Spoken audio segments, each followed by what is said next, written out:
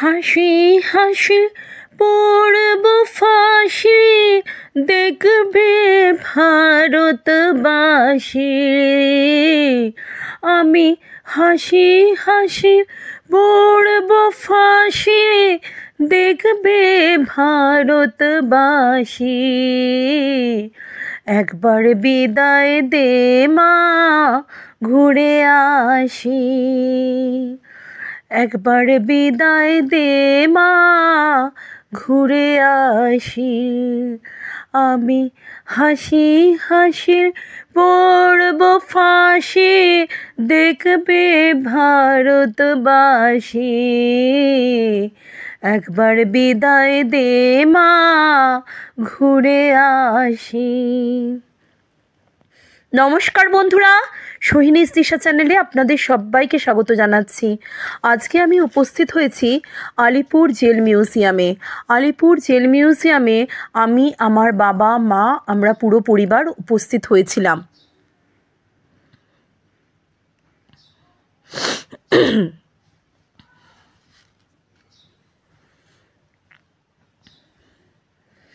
26শে জানুয়ারি আমরা আমাদের বীর স্বাধীনতা সংগ্রামী, বীর বিপ্লবী শহীদদের প্রতি শ্রদ্ধা জ্ঞাপন করতে আমরা সপরিবারে উপস্থিত হয়েছিলাম আলিপুর জেল মিউজিয়ামে। প্রথমেই বলে দিই, আপনারা এখানে আসবেন কি করে।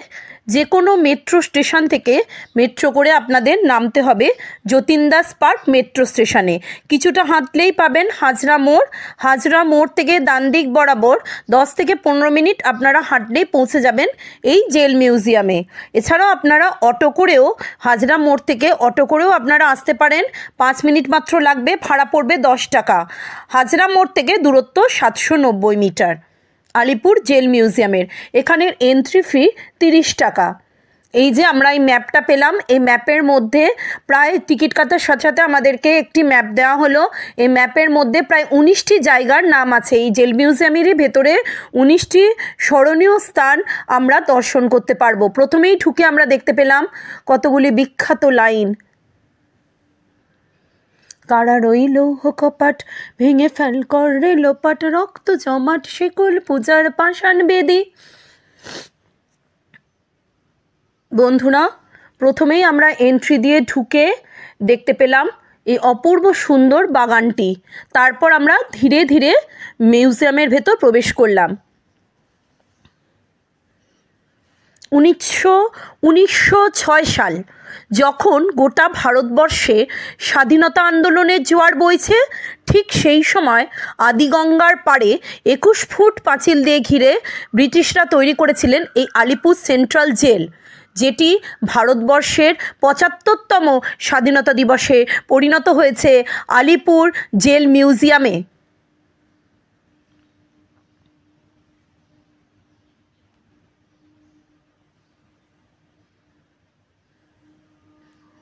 এই মিউজিয়ামের মধ্যে ঢুকেই তো গায়ে একটা অদ্ভুত শিহরণ জাগে। মনে পড়ে যায় আমাদের বীর বিপ্লবী শহীদদের কথা, বীর স্বাধীনতা সংগ্রামীদের কথা, যারা দেশের জন্য, দশের জন্য, আমাদের সকলের জন্য তাদের প্রাণ আত্মাহুতি করেছেন, প্রাণ বলিদান করেছেন। তাদের মহান ত্যাগের ফলেই আজ আমরা স্বাধীন, ভারতবর্ষ আজ স্বাধীন।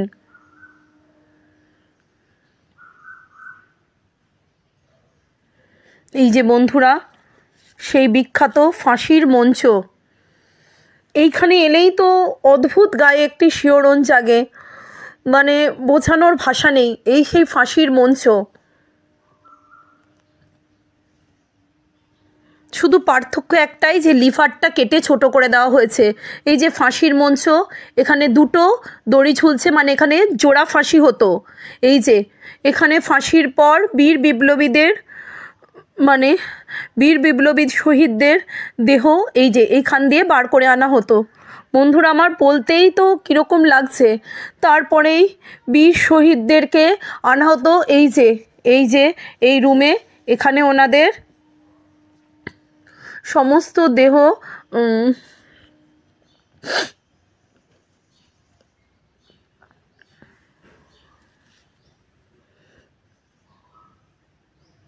ময়না তদন্ত করে দেখা হতো। যদি সেই সময় কোনো বিপ্লবী বীর বেঁচেও থাকতেন তাহলেও তাদের হাত পা শিরা কেটে তাদেরকে মেরে ফেলা হতো।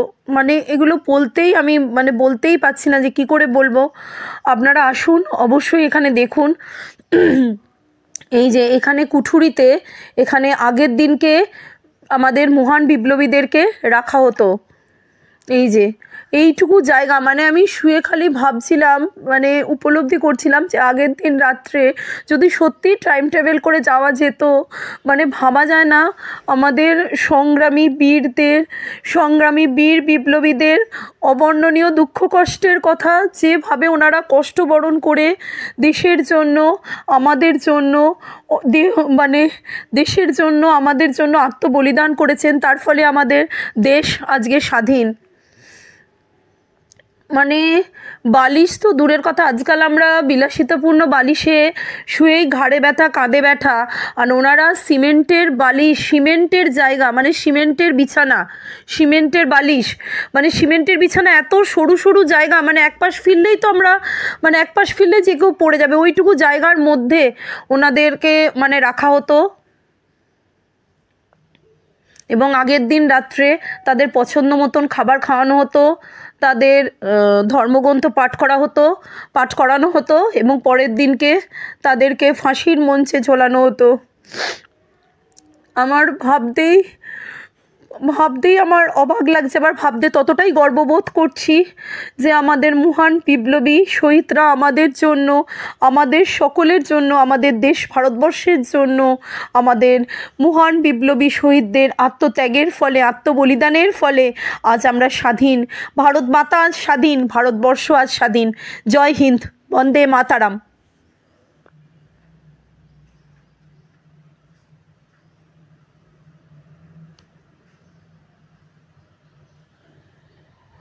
এই যে বন্ধুরা, এগুলো বিভিন্ন সেল বা কক্ষ।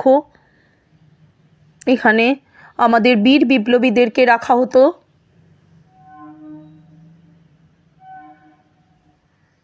দেশবন্ধু চিত্তরঞ্জন দাসের কক্ষ,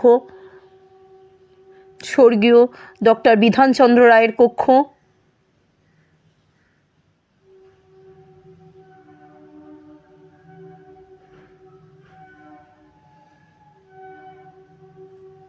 দেখছেন বন্ধুরা, এইটুকু কুঠুরির মধ্যে রাখা হতো। তার একটা জায়গার মধ্যেই খাওয়া, একটা জায়গার মধ্যেই বাথরুম, ভাবা যায় না। অবর্ণনীয় কষ্ট, 1 মিনিট দাঁড়িয়ে আমাদের যে কষ্টের অনুভূতি হচ্ছিল, 1 মিনিট দাঁড়িয়ে আমি মনে হচ্ছিল সেই কষ্টটাকে উপলব্ধি করি, থাকা যাচ্ছে না এইটুকু জায়গার মধ্যে। তাও তো এখন লাইট জ্বালানো হয়েছে, সেই সময় পুরো অন্ধকার কক্ষ ছিল।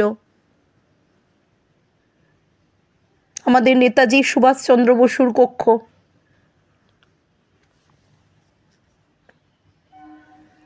উনি এখানে 1930 সালের 23শে জানুয়ারি থেকে 23শে সেপ্টেম্বর, 23শে জানুয়ারি ওনার জন্মদিন থেকে, ভাবতে পারেন, নিজের জন্মদিনের দিন থেকে মায়ের কাছ থেকে সন্তানকে নিয়ে কারাগারে বন্দি করা হয়েছে, অবর্ণনীয় অত্যাচার করা হয়েছে। 1930 সালের 23শে জানুয়ারি থেকে 23শে সেপ্টেম্বর 1930 সাল অবধি নেতাজি এই কারাকক্ষের ঊর্ধ্ব ছিলেন।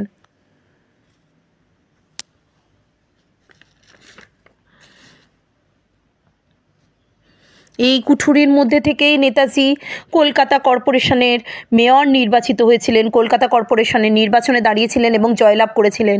তিনি কলকাতা কর্পোরেশনের মেয়র হয়েছিলেন। বন্ধুরা, পোস্টারের গায়ে সমস্ত লেখা আমি আর ভাষায় প্রকাশ করতে পারছি না, আপনারা কাইন্ডলি পজ করে দেখে নিতে পারেন, জুম করে আপনারা দেখে নিন। সত্যি আপনারা গেলে বুঝতে পারবেন যে আলিপুর জেল মিউজিয়ামে গেলে অদ্ভুত একটা অনুভূতি, অদ্ভুত শিহরণ জাগে। আবার সেই রকমই গর্ববোধ হয় আমাদের ভারত মাতার বীর সন্তান, বীর বিপ্লবী যোদ্ধাদের প্রতি, বীর শহীদদের প্রতি। জয় হিন্দ, বন্দে মাতারাম। সকল দেশের রানী সেজে আমার জন্মভূমি।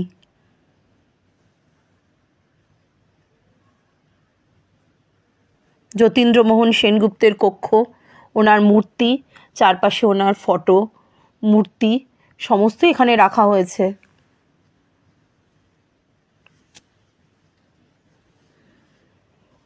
আচ্ছা, এখানে বলে নিই, এই মিউজিয়ামটি কিন্তু সোমবার দিন সম্পূর্ণ বন্ধ।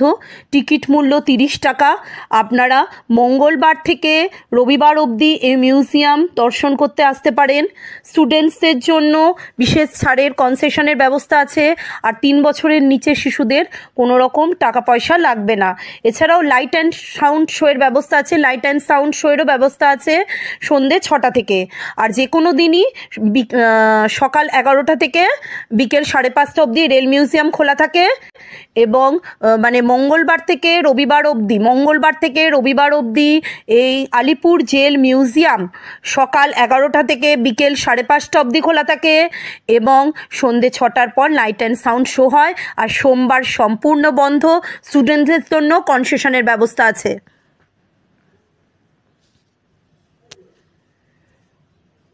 এইখানে প্রবেশ করে আমাদের প্রতি মুহূর্তেই আমাদের ভারতবর্ষের বীর শহীদদের কথা আমাদের স্মরণে আসবেই।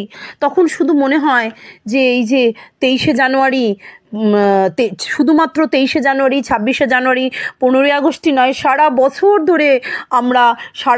ধরে আমরা আমাদের বীর সন্তানদের জন্য যেন সারা বছর ধরে আমরা আমাদের বীর বিপ্লবী শহীদদের জন্য উৎসব পালন করি। ওনাদেরকে সারা বছর আমরা সশ্রদ্ধ চিত্তে স্মরণ করি। জয় হিন্দ, বন্দে মাতারাম। অনেক কষ্ট, অনেক অত্যাচার সহ্য করে আজকে আমাদের স্বাধীনতা সংগ্রামীরা ভারতবর্ষকে স্বাধীন করেছেন। আজ আমরা স্বাধীন। তাই আসুন আমরা সকলে আজ একত্রিত হয়ে সকলে মিলেমিশে একটি সুন্দর ভারতবর্ষ গড়ে তুলি।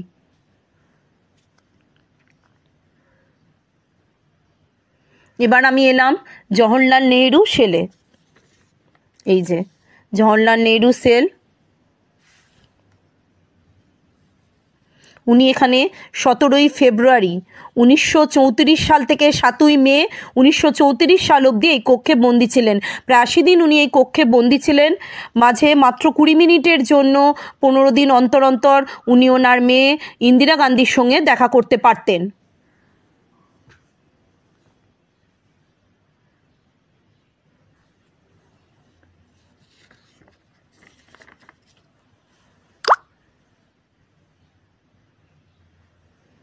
এই যে লাইব্রেরি, সেমিনার হল, এখানে লাইব্রেরি রুমে পোস্ট কার্ডে আপনারা আপনাদের প্রিয় ফ্রিডম ফাইটারদের জন্য শ্রদ্ধা, ভালোবাসা, ভক্তি, মনের সকল শ্রদ্ধা ভালোবাসা লিখেও ব্যক্ত করে আসতে পারেন। এখানে স্বাধীনতা সংগ্রামের নানা রকম পুস্তক, বই সমস্ত রয়েছে। আপনারা বসে সাইলেন্টলি পড়াও করতে পারবেন। এখানে এলে আপনাদেরকে সময় নিয়ে আসতে হবে। অপূর্ব সুন্দর অনুভূতি, আনন্দ মিশ্রিত, শ্রদ্ধা মিশ্রিত, দুঃখ মিশ্রিত, গর্ব মিশ্রিত, অদ্ভুত সুন্দর একটা অনুভূতি। সে আমার দেশের মাটি, তার চরণে ঠেকাই মাথা।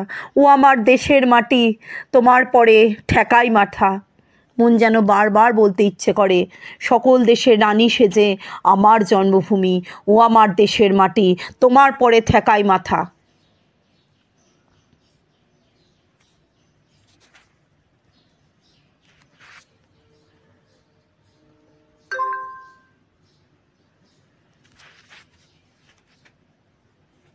আমার ইতিহাস এমএ করা রবীন্দ্রভারতী বিশ্ববিদ্যালয় থেকে। তবে এখানে এসে ইতিহাসের সমস্ত যেগুলো আমরা বইতে পড়েছি সেগুলো যেন চোখের সামনে দেখতে পেলাম। মনে হচ্ছে যেন টাইম ট্রাভেল করে আমি পৌঁছে গেছি সেই স্বাধীনতার যুগে। প্রায় 200 বছর ধরে ইংরেজ পরাধীনতার নাগপাশ ছিন্ন করে ভারতবর্ষ আজ স্বাধীন, আমরা স্বাধীন। এটা ভাবলেই তো ভীষণ ভীষণ ভীষণ ভালো লাগে।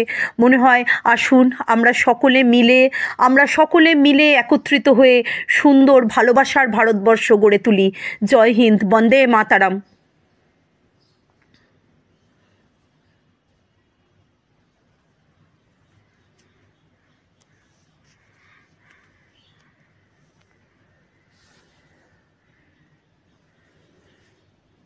শুনেছি দেওয়ালেরও নাকি কান আছে, সত্যি এই লাল দেওয়ালগুলির যদি মুখ থাকতো তাহলে এই দেওয়ালগুলি চেঁচিয়ে ভারতের স্বাধীনতা সংগ্রামীদের ত্যাগের কথা, আত্মবলিদানের কথা, কষ্টের কথা, আত্মাহুতির কথা চেঁচিয়ে চেঁচিয়ে ঘোষণা করত।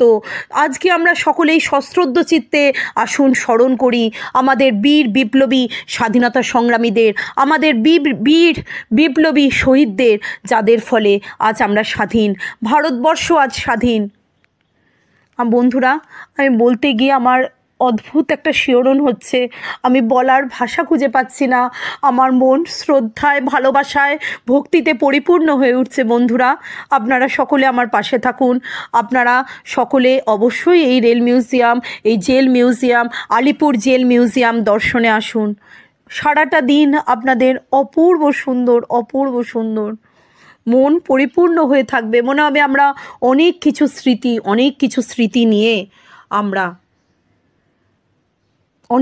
স্মৃতি নিয়ে আমরা জীবনে বেঁচে আছি। সত্যি এখানে এলে জানা যাবে যে আমরা অনেক কিছু স্মৃতি নিয়ে আমরা ঘরে ফিরব, যে স্মৃতি আমাদের সারা বছর বেঁচে থাকার রসদ যোগাবে।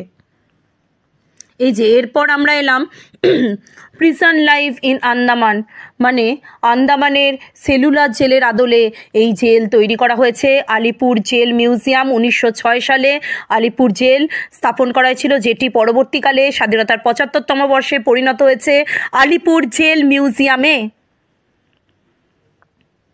বন্ধুরা, কাইন্ডলি এগুলো আপনারা পজ করে জুম করে দেখে নিন। এখানে আমাদের বীর শহীদদের, বীর বিপ্লবী স্বাধীনতা সংগ্রামীদের দুঃখের কথা, যন্ত্রণার কথা বর্ণিত রয়েছে। ওখানে দাঁড়িয়ে আমি পড়তে গিয়ে আমার কী অনুভূতি হচ্ছিল আমি বলে প্রকাশ করতে পারিনি। আমি তাই বাড়িতে এসে ভিডিও এডিট করার সময় আমি ভাবতে পারছি না যে আমি কি বলবো, তবু বীর দর্পে বলতে ইচ্ছা করছে, আজ আমরা স্বাধীন, ভারতবর্ষ আজ স্বাধীন। জয় হিন্দ, বন্দে মাতারাম।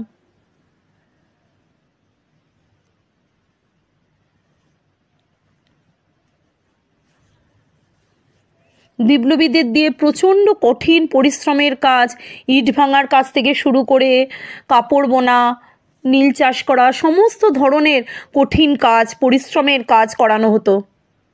ইতিহাসগুলো যেন মনে হচ্ছে চোখের সামনে দেখতে পাচ্ছি। বিশেষ করে আমি ইতিহাসের ছাত্রী, মনে হচ্ছে যেন চোখের সামনে আমি ইতিহাসের যুগকে দেখতে পাচ্ছি, আমাদের বীর শহীদদের কষ্টের কথা, দুঃখের কথা দেখতে পাচ্ছি।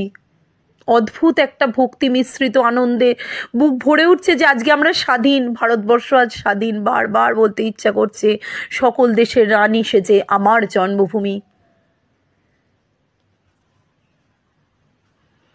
ভাবতেই ভীষণ গর্ববোধ হচ্ছে যে এই বারান্দা দিয়ে, এই অলিন্দ দিয়ে, এই ঘর দিয়ে আমাদের বীর বিপ্লবীরা যেতেন। তাদের মূর্তির সাথে তো আজকে আমি ভিডিও তুলতে পারছি এত বছর পর, প্রায় 200 বছর পর। তো ভাবতেই ভীষণ ভালো একটা অনুভূতি হচ্ছে বন্ধুরা। তবে এই এলাকাটা তো বিশাল বড়, তাই আপনারা আসার আগে অবশ্যই আমার ভিডিওটা দেখে আসবেন। আমি পুরো ভিডিওটাতে প্রত্যেকটি জায়গা দেখানোর চেষ্টা করেছি। সকাল থেকেই আমরা পুরো পরিবার সহ ওখানে ছিলাম, তারপর বিকেল 5:30টার সময় বাড়ি ফিরেছি। আশা করি আপনাদের আমার ভিডিওটা ভালো লাগবে। ভালো লাগলে আমার সোহিনীস দিশা চ্যানেলকে লাইক, শেয়ার এবং সাবস্ক্রাইব করে আপনাদের আশীর্বাদের হাত, আপনাদের সকলের আশীর্বাদের হাত আমার মাথায় রাখবেন বন্ধুরা। আমার সোহিনীস দিশা চ্যানেলকে সাবস্ক্রাইব করে আমার পাশে থাকবেন বন্ধুরা। দেখতে থাকুন, সাথে থাকুন।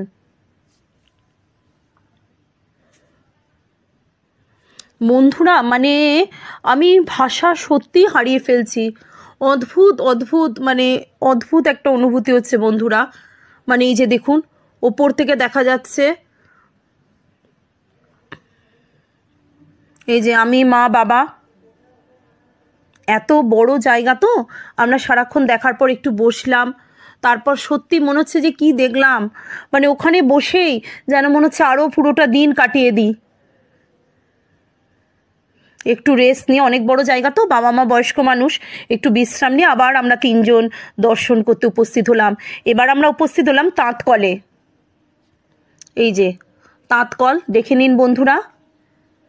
আমি লেখাটা পড়ে বুঝলাম এখানে আমাদের মহান বিপ্লবীদের দিয়ে নানা রকম পরিশ্রম সাধ্য কাজ করানো হতো। তাঁতকল বোনানো হতো, মাকু থেকে কাপড় তৈরি করানো হতো। এখন তো বন্ধুরা এই যে আমাদের অনেক তাঁতি ভাইরা গেছেন, ওনারাই বলছিলেন যে এই যে আমাদের অনেক তাঁতি ভাইরা ওখানে গেছিলেন, হ্যাঁ আমার সাথে ওখানে দেখা হলো। ওনারা বলছিলেন আমাকে যে এখনকার দিনে ওনারা তাঁত বুনতে গেলে হ্যাঁ অনেক সময় উঠে গিয়ে বিশ্রাম নেন, হ্যাঁ একটু উঠে গিয়ে খেয়ে এলেন, বাথরুম গেলেন, খাবার খেয়ে এলেন, হাত পায়ে ব্যথা একটু বিশ্রাম নিয়ে এলেন। কিন্তু তখনকার দিনের গল্পটা ছিল একদম সম্পূর্ণ পৃথক। তখন সারা দিন তাঁত বুনে যেতে হতো, মানে প্রচুর কাপড় প্রোডাকশন করতে হতো, মানে তাঁতের কাপড় বুনে যেতেই হতো। অসাধারণ অমানবিক পরিশ্রম করানো হতো আমাদের বীর বিপ্লবীদের দিয়ে। ওনারা তাও দাঁত চিপে লড়াই করে গেছেন আমাদের স্বাধীনতা দানের উদ্দেশ্যে। এই একটা ঘরের মধ্যেই সারা দিন তাদেরকে দিয়ে পরিশ্রম সাধ্য কাজ করানো হতো। এই একটা ঘরের মধ্যেই বাথরুম ছিল, রান্না হতো, এখানেই খাওয়া হতো, এখানেই বাথরুম হতো, যে এখানে জল খাওয়ার কুঁজো। ভাগ্যিস আমার সাথে তাঁতি ভাইদের দেখা হলো। ওনারা বলছিলেন যে আজকে ওনারা কত স্বাধীনভাবে কাজ করতে পারছেন, কত আরাম করে স্বাধীনভাবে কাজ করেন। এই যে এখানে উনুন, এখানে রান্না করা হতো। তাঁতি ভাইরা গেছিলেন বলে ওনারা শোনাচ্ছিলেন যে এখনকার দিনের তাঁত কত আরাম করে ওনারা তাঁতের কাজ করেন, তবুও পরিশ্রম সাধ্য কাজ। তবুও এখনকার দিনের সঙ্গে আগে মানে প্রায় 200 বছর আগে কত অত্যাচার করে কত পরিশ্রম করিয়ে আমাদের বিপ্লবীদের দ্বারা পরিশ্রম সাধ্যভাবে সারা দিন অমানবিক পরিশ্রম করিয়ে তাঁত বোনানো হতো। প্রচুর তাঁতের কাপড় প্রোডাকশন করা হতো। মানে 1 মিনিটও উঠতে পারতো না। একই জায়গায় বসে জল খাওয়া, তারপর সামান্য দূরে গিয়ে বাথরুম করা, একই জায়গায় বসে খাওয়া, মানে সারা দিন পরিশ্রম করানো হতো। এই সমস্ত কথাগুলোই আগেকার দিনের তাঁত শিল্পের অবস্থা আর বর্তমান যুগের তাঁত শিল্পের অবস্থা আমি তাঁতি ভাইদের কাছ থেকেই শুনছিলাম। ওনারাও বলছিলেন যে ওনারা তাঁত বোনেন বলেই ওনারা এই তাঁতকল দেখতে এসছেন, আলিপুর জেল মিউজিয়াম দেখতে এসছেন। মানে এটাতেই বুঝতে পারলাম যে স্টুডেন্ট থেকে শুরু করে ইতিহাসের ছাত্রছাত্রী থেকে শুরু করে সব ধরনের গোটা ভারতবর্ষের মানুষ, এমনকি বিদেশের মানুষ এখানে এসছেন। আমি সামনেই দেখলাম কয়েকজন বিদেশি বন্ধুদের, মানে দেশ বিদেশ থেকে মানুষ এখানে এসেছেন আমাদের আলিপুর জেল মিউজিয়ামে আমাদের মহান বিপ্লবী শহীদদের, মহান বিপ্লবী স্বাধীনতা সংগ্রামীদের শ্রদ্ধা জ্ঞাপন করতে, অন্তরের অন্তঃস্থল থেকে ভক্তি, শ্রদ্ধা, ভালোবাসা জ্ঞাপন করতে। সারাটা দিন আমরা এই আলিপুর জেল মিউজিয়ামে কাটিয়ে অদ্ভুত সুন্দর, ভীষণ সুন্দর অনুভূতি নিয়ে বাড়ির উদ্দেশ্যে রওনা হলাম। বন্ধুরা আপনারাও আসুন, অবশ্যই এখানে এলে ভীষণ ভালো আপনাদেরও সারাটা দিন কাটবে। আর এখান থেকে অপূর্ব সুন্দর দারুণ স্মৃতি নিয়ে আপনারা বাড়ি যাবেন। ধন্যবাদ।